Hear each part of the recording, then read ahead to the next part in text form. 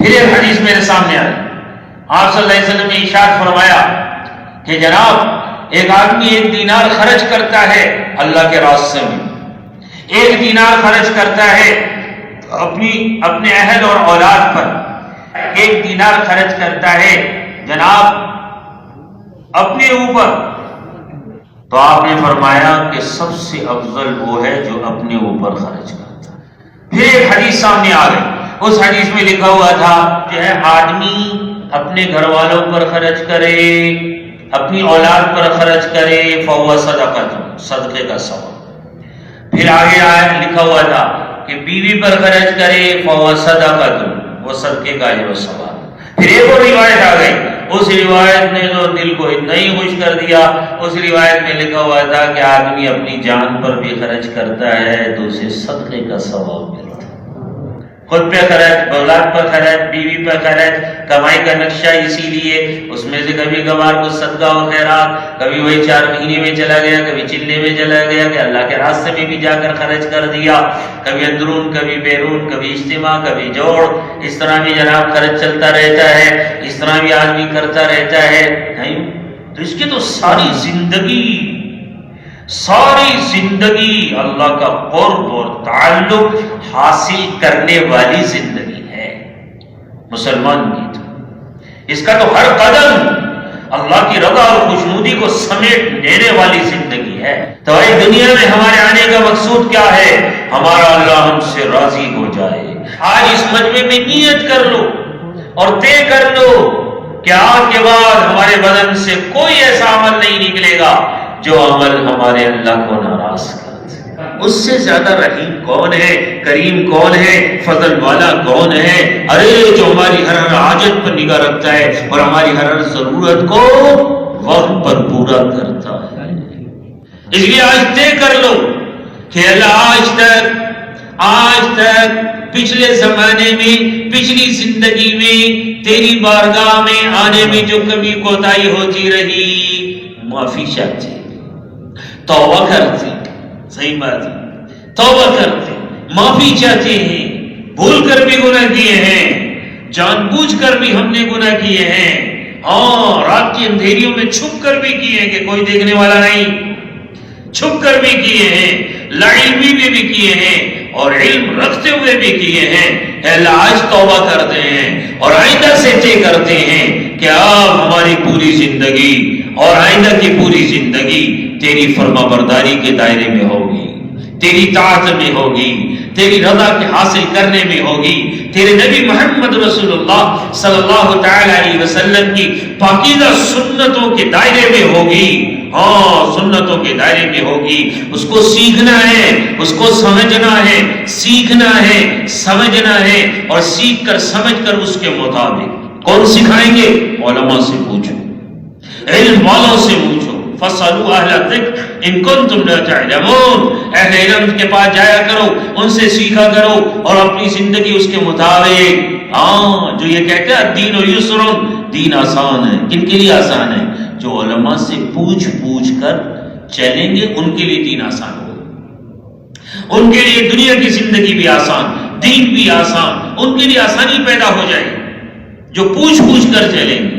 جو پوچھ کر نہیں چلیں گے تو ان کے لیے دنیا کی زندگی بڑی مصیبت خانہ بن جائے گی، پریشانی کا سامان بن جائے گی۔ ہاں پریشانی کا سامان بن جائے اور دین انہیں مشکل نظر آنے لگ جائے گا،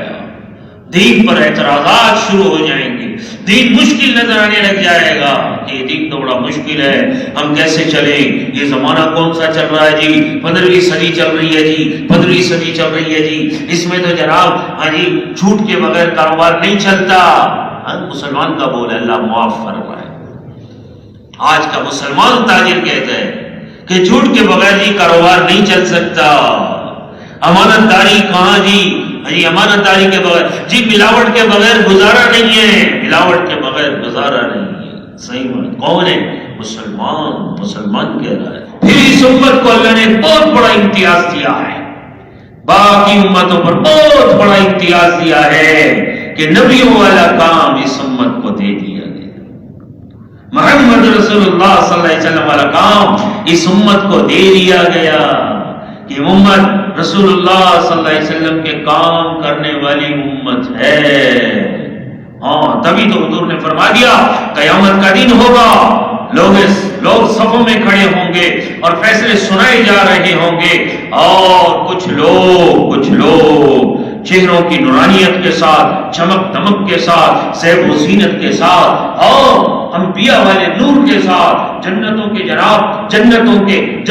طرف روانہ کر دیے جائیں گے، اور ان کے پیچھے مجمع جنتوں کی طرف جا رہے ہوں گے، جن کا مال، جن کی جان، جن کی قوت اور طاقت، جن کی صلاحیت اور استعداد اللہ کے دین پر لگا کرتی تھی، انسانیت کو فلاح اور کامیابی دلانا پر لگا کرتی تھی، جہنم کی آگ سے بچانے کے لیے لگا کرتی تھی، جنت کے راہی تھے، خود بھی جنت کے راہی تھے، اور مجموع کو بھی جنت کا راستہ دکھانا چاہتے تھے، یہ اس رخ پر محنت کرنے والے لوگ، اپنے مالوں کو، جانوں کو اس رخ پر خرچ کرنے والے لوگ، اپنی صلاحیت اور استعداد کو اس رخ پر خرچ کرنے والے لوگ، جو روح محمد رسول اللہ نے اس امت کو عطا فرمایا، اس امت کو دے کر گئے، حضور کی وراثت میں اس امت کو روح ملا، نیابت نبوت میں اس امت کو روح ملا کہ یہ امت گھروں میں بیٹھنے والی نہیں، یہ امت گھروں میں بیٹھنے والی نہیں، ہاں یہ امت تو اللہ کے راستے میں پھرنے والی امت، انسانیت پر رحم کھانے والی امت، ارحموا من فی الارض یرحمکم من فی السماء، زمین والوں پر تم رحم کرو، آسمان والا تم پر رحم کرے گا۔ یہ تو ساری انسانیت پر رحم کھانے والی امت ہے، ان کے دلوں کے اندر انسانیت کا غم ہے، درد ہے، فکر ہے، یہ جو اللہ کے راستے میں پھرتے رہتے ہیں، نقل و حرکت کرتے رہتے ہیں، اور اللہ کے لیے اپنے مال و جان کو خرچ کرتے رہتے ہیں، اور انسانیت کی ہدایت کے لیے جناب ہاتھ پیر مارتے رہتے ہیں، اور راتوں کو اٹھ کر اللہ کے سامنے کھڑے ہوتے ہیں، اور اللہ کے سامنے روتے ہیں اور گڑگڑاتے ہیں، اور اللہ سے جناب اللہ کی بارگاہ میں انسانیت کی ہدایت مانگتے ہیں، اور امت کے لیے ایک مرتبہ تھرمے میں چلا گیا تو جماعت کو ڈھونڈتے پورا دن ہمیں لگے، پورا دن لگے، شام کو جا کے جناب ڈھونڈتے ادھر ہے جی، ادھر گئے جی، ادھر نہیں، کچے راستے ڈھونڈتے بہرحال عصر کسی تنگ وقت ہم جناب نماز بھی پڑھنی تھی، عصر کی تو اس مسجد میں پہنچے تو جناب جماعت مل گئی، جلدی سے ہم نے نماز پڑھنے کے بعد جناب جماعت سے ملے، ملاقات ہوئی، بڑی خوش ہوئی جماعت، ہم نے حال احوال لیے، اب تھر میں بیچارے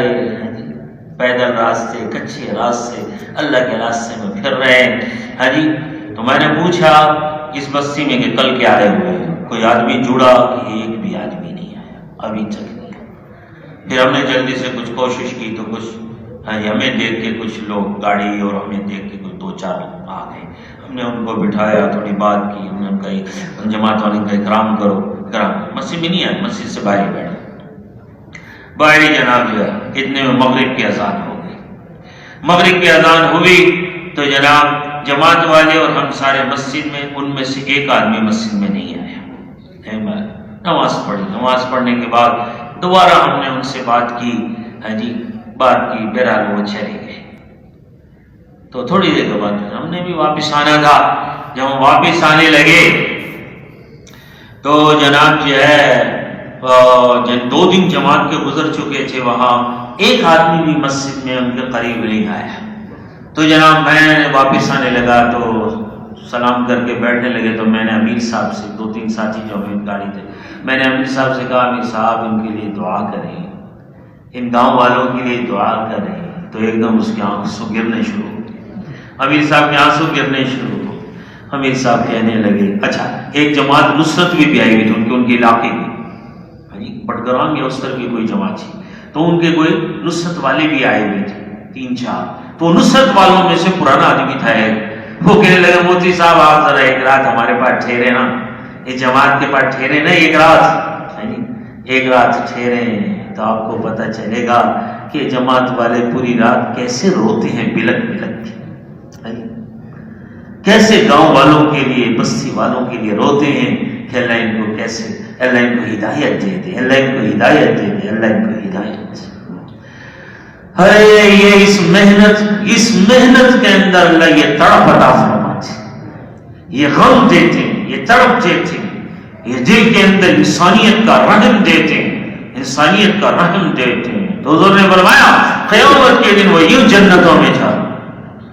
اور پچھلی امتیں حیران کھڑی دیکھ رہی، کون ہے؟ نبی نہیں ہے، رسول نہیں ہے، یہ محمد رسول اللہ کی امت کے آخری امت کے وہ لوگ ہیں جن کے سینوں میں محمد رسول اللہ کا غم، درد، فکر، علم اور اسے لے کر ساری دنیا میں پھرنا، انسانیت کو یہ سب کچھ دینا، انسانیت کو لا الہ الا اللہ کا تعارف کرانا، محمد رسول اللہ کا تعارف کرانا، اور ڈنکے کی چوٹ پر ساری دنیا کو بتانا، ارے کامیابی چاہتے ہو تو یہ وہ کلمہ ہے، یہ وہ دین اسلام ہے، اس میں آ گئے تو ہمیشہ کی جنتیں ہیں، اور نہ جہنم کی آگ میں جا گرو گے، جہنم کی آگ میں جا گرو گے، اور کبھی نہیں نکالے جائیں گے۔ ایک دن کی بات نہیں، مہینے 2 مہینے کی بات نہیں، سال 10 سال کی بات نہیں، 60 سال اور 1000 سال کی بات نہیں ہے، لاکھوں سالوں کی نہیں، ہمیشہ ہمیشہ کے لیے آگ ہے۔ ان الذين كفروا من اهل الكتاب والمشركين في نار جهنم خالدين فيها، في نار جهنم خالدين فيها، ہمیشہ جہنم کی آگ میں خالدین فیہا، اس میں ہمیشہ رہیں گے۔ اولئک هم شر البریہ، یہ دنیا کے اندر رہنے والوں میں، خشکی میں رہنے والوں میں سب سے برے انسان ہیں۔ اولئک هم شر البریہ، ہاں یہ سب سے برے انسان ہیں۔ ہاں آج کا مسلمان اس دنیا کی پیچھے بھاگ رہا، اس کی چمک دمک کے پیچھے بھاگ رہا ہے۔ اللہ کہتا ہے جو ان کے پاس ہے، ارے مسلمانوں اگر تمہارے پھسل جانے کا مجھے ڈر نہ ہوتا تو میں ان کی چھتیں اور ان کی دیواریں سونے کی بنا دیتا، ان کافروں کی چھتیں اور دیواریں سونے کی بنا دیتا۔ میں تو تمہارے ایمان سے ڈرتا ہوں کہ ان کا ایمان کہیں لرز نہ جائے،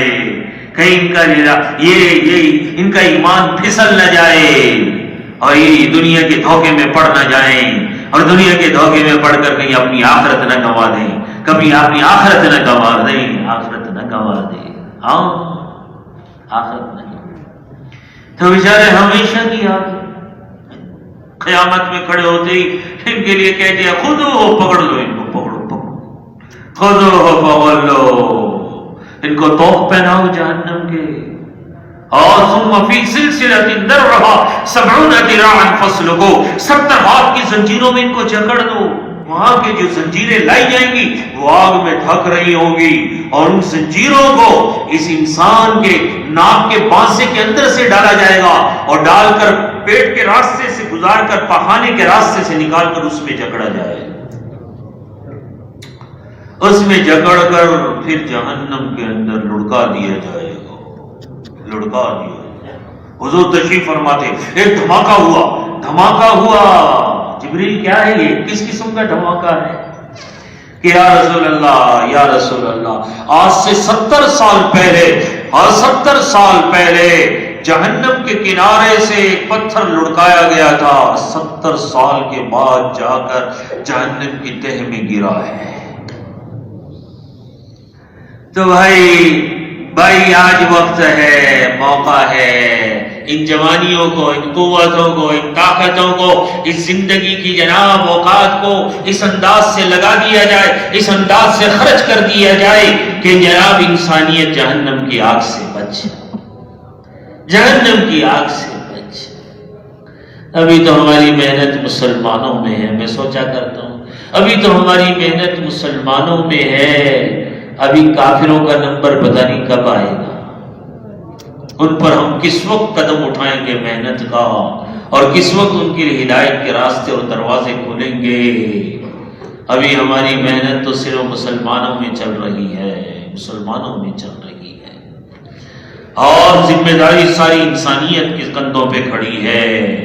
ساری انسانیت کو ڈنکے کے چوٹ پر دعوت دینی ہے اور ساری انسانیت کو جہنم کی آگ سے بچانے کے لیے آواز لگانی ہے اور جنتوں کے اعلیٰ درجے پر پہنچانے، ان کا ٹھکانہ بنا دینے کے لیے آواز لگانی ہے۔ یہ ذمہ داریاں ہمارے اوپر ہیں۔ اللہ تعالی ہمیں ان ذمہ داریوں کو پورا کرنے کی توفیق دے۔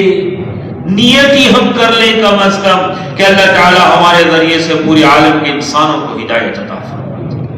اس کے لیے مال لگانے کی ضرورت ہوگی، ہم لگائیں گے۔ جان لگانے کی ضرورت ہوگی، ہم جان لگائیں گے۔ اپنی قوت اور طاقتیں خرچ کرنے کا وقت آئے گا تو ہم پیچھے نہیں ہٹیں گے، ہم اپنی قوتیں اور طاقتیں سب انشاءاللہ اس میں لگائیں گے، جھونکیں گے جس طرح صحابہ نے لگائی اور جھونکی، اور لگا کر ساری انسانیت کو، آنے والی قیامت تک کی آخری امت اور امت مسلمہ کو، نوجوانوں اور سب کو سبق دے کر گئے اور بتا کر گئے کہ جب دین اسلام کو ضرورت ہو تمہارے مال کی تو لگا دینا، جان کی ضرورت پڑے تو لگا دینا، اور اپنی قوتیں اور طاقتیں خرچ کرنے کا وقت آئے تو پیچھے نہ ہٹنا، اوقات کا مطالبہ کیا جائے تو پیچھے نہ ہٹنا، اپنا سب کچھ اس پر نچھاور کرنا اور لگانا، پھر قیامت کے دن